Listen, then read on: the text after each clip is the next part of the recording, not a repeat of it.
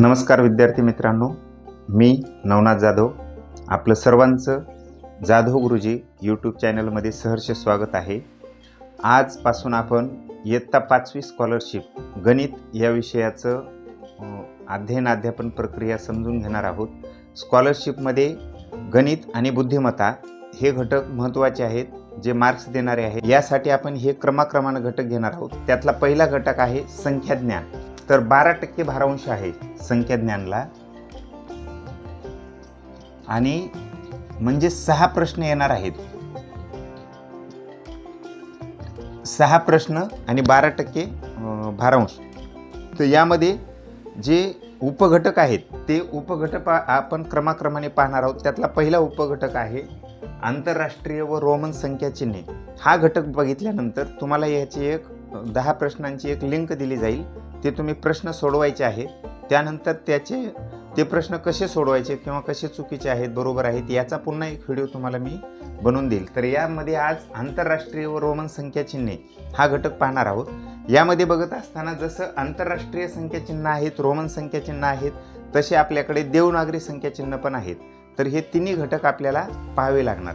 तर यामध्ये देवनागरी संख्या चिन्हामध्ये हे संख्या चिन्ह बघा, 1 2 3 4 5 6 7 8 9 आणि 0 हेच संख्या चिन्ह वापरून कोणतीही संख्या कितीही मोठी असेल तरी आपल्याला लिहिता येते। म्हणजे देवनागरी संख्या चिन्ह एकूण 10 आहेत आणि आंतरराष्ट्रीय संख्या चिन्ह सुद्धा एकूण 10 आहेत। मग आंतरराष्ट्रीय संख्या चिन्ह, आता देवनागरी संख्या चिन्ह म्हणजेच मराठीमध्ये आपण जे लिहितो त्यालाच देवनागरी लिपी म्हणतात, आणि आंतरराष्ट्रीय संख्या चिन्ह म्हणजे ज्याला इंग्रजी आकडे असं म्हणतो आपण, तेच आंतरराष्ट्रीय संख्या चिन्ह आहेत। तर ते कसे लिहितात बघा, 1 याच्या खाली आडवी थोडीशी रेघ असते, इथं उभी थोडी तिरपी रेघ असते। त्यानंतर 2 लिहिताना देवनागरीमध्ये बघा 2चा दांडा हा खाली येतो, परंतु आंतरराष्ट्रीय संख्या चिन्हामध्ये 2चा दांडा हा सरळ येतो खालचा। त्यामध्ये 3 लिहिताना 3ला खाली वरचा पण गोल असतो, अर्ध गोल, खाली अर्ध गोल आणि एक नंतर दांडा येतो खाली। पण 3 इंग्लिशमध्ये लिहिताना वरची रेष सरळ येते, त्यानंतर एक तिरपे येते आणि खाली मग अर्ध वर्तुळ होतं। अशा पद्धतीचा 3 म्हणजे हे आपल्याला बारकाईने लक्षात घ्यावं लागेल। 4 लिहिताना साधारण असे 4 लिहिले जातात, 5 6 7 8 9 आणि 0 लिहित असताना बघा, मराठीमधला जो 0 असतो थोडासा तो गोल असतो आणि इंग्लिशमधला जो 0 असतो तो थोडासा उभा असतो, म्हणजे तो थोडा राऊंड असतो। आपल्याला तो समजावून घ्यावा लागेल नीट, म्हणजे नकळत फरक आहे। त्यानंतर रोमन संख्या चिन्ह लिहित असताना पूर्वी युरोपमध्ये रोमन लिपीमध्ये म्हणजे रोमन कॅपिटल लिपीमध्ये जी संख्या चिन्ह लिहिली जायची त्याला रोमन चिन्ह म्हणतात, म्हणून त्याला आजही आपण रोमन संख्या चिन्ह म्हणतो। आणि या रोमन संख्या चिन्हांचा बऱ्याच ठिकाणी उपयोग होतो, विशेषतः घड्याळात वगैरे आपण वापरतो, किंवा जेव्हा अनुक्रमणिका वगैरे असतात किंवा क्रमाने काही लिहायचं असेल त्यावेळी सुद्धा वापरलं जातं। तर ते सुद्धा आपल्याला बेसिक माहिती होणं गरजेचं आहे। रोमन संख्या चिन्ह 1 साठी बघा आय लिहिलं जातं, 5 साठी व्ही लिहिलं जातं आणि 10 साठी एक्स लिहिलं जातं, ते आपण नंतर बघूया। तर 1 साठी जर आय लिहिलं जात असेल तर 2 साठी तो 2 वेळा आय लिहिला जातो, 3 साठी तो 3 वेळा आय लिहिला जातो, आणि 4 लिहित असताना तो बघा म्हणजे कोणतेही आय किंवा एक्स हे 4 वेळा येत नाही, 3 वेळाच येतं। मग इथं 3 वेळा आल्यानंतर 4 साठी तो 5च्या मागचा अंक आहे म्हणून व्ही लिहून त्याच्या मागे आय लिहिला जातो, म्हणजे 5 मधून 1 कमी झाला। आणि 6 लिहिताना तो 5च्या पुढे आहे म्हणजे व्ही मध्ये 1 मिसळला जातो। त्याच्यानंतर 7 लिहिताना व्ही मध्ये 2 मिसळले जातात, म्हणून 2दा आय लिहायचं व्हीच्या पुढे। 8 मध्ये व्हीच्या पुढे 3 वेळा आहे, आणि 9 लिहित असताना तो 10च्या मागचा आहे म्हणून 10 साठी संख्या चिन्ह एक्स आहे। ही सगळी अक्षर कॅपिटल असतात, त्याच्या मागे 1 म्हणजे 9 झाले। आणि 0 साठी रोमन लिपीमध्ये कोणतंही संख्या चिन्ह नाही, हे नीट लक्षात ठेवायचं। याच्यावर एखादा प्रश्न येऊ शकतो, म्हणून 0 किंवा 0 साठी संख्या चिन्ह रोमन लिपीमध्ये कोणतंही नाही। आपल्याला बऱ्याच वेळा झिरोशिवाय कुठल्याही संख्या आपल्या तयार होऊ शकत नाहीत, परंतु रोमनमध्ये मात्र संख्या चिन्ह झिरोसाठी कुठलंही दिलेलं नाही. आता त्यानंतर आपण बघणार आहोत 10 साठी काय आहे. रोमन संख्या चिन्ह 10, 10 साठी X, 50 साठी L, 100 साठी C, 500 साठी D आणि 1000 साठी M. यामध्ये प्रामुख्याने 1 ते 100 संख्या चिन्हांचा परीक्षेसाठी विचार केला जातो आणि पुढचे विचारलेच तर 500 आणि 1000 साठी या 2 संख्यांचा प्रश्न तुम्हाला परीक्षेमध्ये येऊ शकतो. आता हे लक्षात कसं ठेवायचं, काय होतं कन्फ्युजन, 1 साठीचा जो I आहे हा लक्षात राहतो, 5 साठीचा V लक्षात राहतो, 10 साठीचा X लक्षात राहतो. म्हणजे हे 3 लक्षात राहायला काहीच अडचण नाही, कारण का तर आपला तेवढा सराव झालेला असतो. परंतु पुढे 50, 100, 500 आणि 1000 म्हणजे LCDM हे थोडंसं अवघड जातं. मग आपण यासाठी एक थोडीशी ट्रिक लक्षात ठेवायची. आपल्याकडे आता LED स्क्रीन आहेत, परंतु काही दिवसापूर्वी हेच LCD स्क्रीन होते, टीव्हीचे म्हणजे LCD स्क्रीन होते. आता ते LED आपण वापरतो. मग ते जुने LCD आहेत ते LCD म्हणून लक्षात ठेवायचं क्रमाने, आणि पुढचं मग शेवटचं राहिलेलं अक्षर M हे शेवटला येतं. म्हणजे LCD मध्ये काय, L म्हणजे 50, C म्हणजे 100 आणि D म्हणजे 500 आणि राहिलेल्या M साठी 1000. हे तुम्हाला सहज लक्षात ठेवता येईल. 1 ते 100 पर्यंतच्या संख्या तयार करत असताना जसं आपण 1 ते 9 पर्यंतचे रोमन संख्या चिन्ह बघितले, तशा पद्धतीचे 10 ते 90 पर्यंतचे. आता 10चं तुम्हाला माहिती आहे, 10 साठी आपण काय वापरतो, X, 20 साठी 2 वेळा X, 30 साठी 3 वेळा X. मी मगाशी काय नियम सांगितला, कोणतंही संख्या चिन्ह 3 पेक्षा जास्त वेळा वापरता येणार नाही. मग 40 साठी हे X 4 वेळा येणार आहे का, नाही येणार. इथे काय होतं बघा, मगाशी सांगितलं तसं 20 आहेत म्हणजे 2 1ची बेरीज 10 + 10 20 आलं, 3 आहेत म्हणजे 10 + 10 + 10 30 आलं. 40 लिहित असताना पुढचं आपल्याला आधी 50 बघावं लागेल. 50 साठी काय सांगितलं होतं मी, LCD मधला L आणि C पुढे 100 साठी, D पुढे 500 साठी. मग 10 कमी आहेत, मग Lच्या कुठे लिहायचे, वजा करायचेत ना 50, मग हे X वजा करायचेत म्हणून ते मागे लिहायचे असतात. मग XL म्हणजे 40. 60 लिहित असताना L मध्ये आता मिसळायचे आहेत 10 म्हणून LX. 70 लिहित असताना L मध्ये 2 वेळा 10 मिसळायचे. 80 लिहित असताना L मध्ये 3 वेळा 10 मिसळायचे. 90 लिहित असताना 100ला आपण काय दिलेलं होतं, LC आहे म्हणजे 90 म्हणजे 10 कमी, कारण इथं पुन्हा 3 वेळा X आलेला आहे.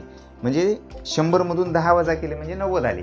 हे जर तुम्हाला इतके लक्षात आले आणि 100 साठी C हे एक लक्षात घ्या आणि वरचे एक अंकी लक्षात घ्या, म्हणजे तुम्हाला 1 ते 100 पर्यंतच्या सगळ्या संख्या तयार करता येतील आणि याच्यावरचा आलेला कोणताही प्रश्न सोडवता येईल.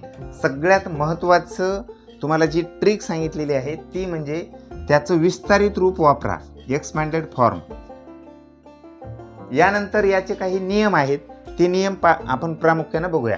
पहिला नियम काय आहे, रोमन संख्या चिन्ह लिहित असताना बघा I आणि X हे एका पुढे जर 1 आले, एखाद्या समजा I किंवा V च्या पुढं I किंवा X जर येत असेल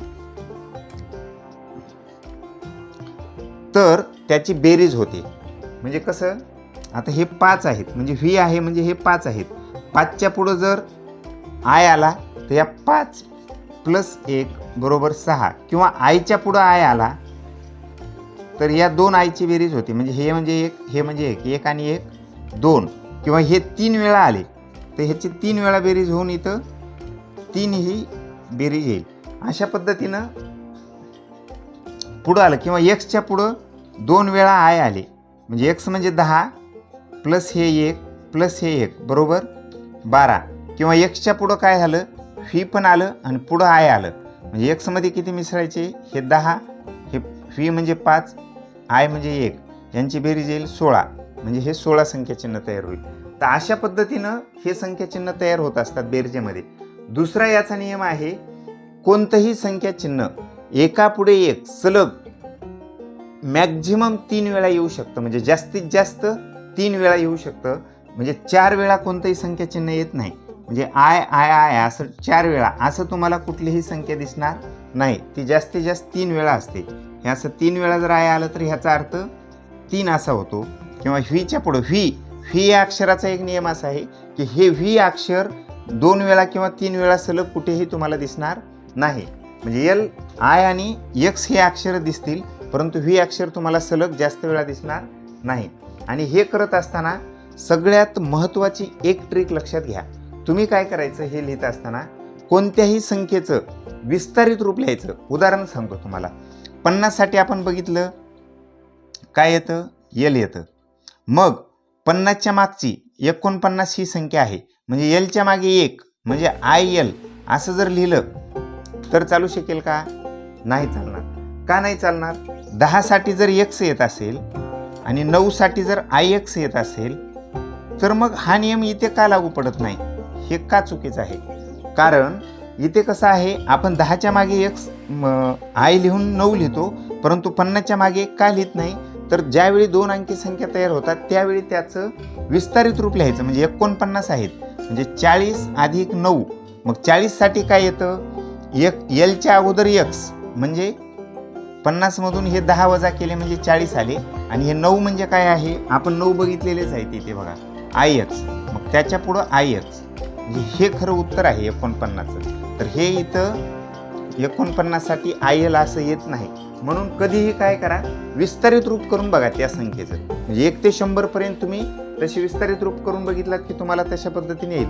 मी याच्यावरचा एक स्वतंत्र व्हिडिओ तुम्हाला 1 ते 100 पर्यंतच्या संख्येचा देणार आहे. उदाहरणार्थ आता एक संख्या धरली 54, याचं विस्तारित रूप काय येईल, 50 + 4. 50 साठी काय आहे एल, 4 साठी काय आहे आय व्ही.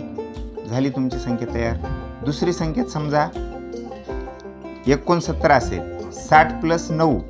60 साठी काय आहे एल एक्स, 9 साठी काय आहे I x, L X I x. अशा पद्धतीची 69 संख्या तयार झाली. एक संख्या अशी शोधायची रोमन संख्या चिन्हामध्ये की जिच्यामध्ये रोमन संख्या चिन्हातली जास्तीत जास्त संख्या चिन्ह आलेली आहेत. उदाहरणार्थ बघा, आपण जर 28 असं लिहिलं, 28 लिहित असताना हे एक्स 2 वेळा लिहावं लागेल तुम्हाला, त्यानंतर व्ही 1 वेळा आणि हे आय आय आय म्हणजे किती आले, 1 2 3 4 5 6 वेळा आले.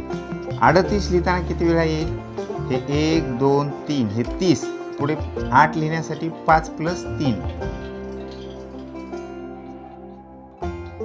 म्हणजे हे पुन्हा किती झाले बघा, 1 2 3 4 5 6 7 हे 7 वेळा झाले. आणि इथे हे 3 आणि 3 6 वेळा झाले होते. तर असं जास्तीत जास्त कोणती संख्या येते ती संख्या लिहायची आणि ती खाली व्हिडिओच्या कमेंटमध्ये कमेंट करा. बघूया कोणाचं उत्तर योग्य येतं ते.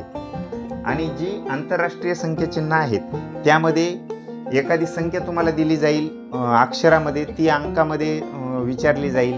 किंवा एखादी देवनागरी संख्या चिन्हात दिली जाईल, ती आंतरराष्ट्रीय संख्या चिन्हात लिहा म्हटले जातील. किंवा एखादी आंतरराष्ट्रीय संख्या चिन्हात लिहून ती देवनागरी रूपात लिहा असं म्हटलं जाईल. तर अशा पद्धतीचे प्रश्न तयार करा. आणि पुढं संख्याचे जे पुढचे घटक आहेत त्या संख्यामध्ये आपण हा भाग बराचसा पुढे पण कव्हर होईल. तुमच्या इयत्ता 5वीच्या स्कॉलरशिपची तयारी करण्यासाठी आणि गणित आणि बुद्धिमत्ता हा विषय पक्का करण्यासाठी जाधव गुरुजी यूट्यूब चॅनलला सबस्क्राईब करा, लाईक करा, व्हिडिओ शेअर करा. तुमच्यासारखे जास्तीत जास्त विद्यार्थ्यापर्यंत पोहोचू द्या. आणि मी जो तुम्हाला प्रश्न विचारला होता की 1 ते 100 मधील कोणत्या संख्येमध्ये रोमन संख्या चिन्ह हे जास्तीत जास्त वेळा वापरलेले आहेत, ती संख्या नक्की कमेंट करा. तुमचं उत्तर बरोबर आहे का ते आपण पाहूया. धन्यवाद.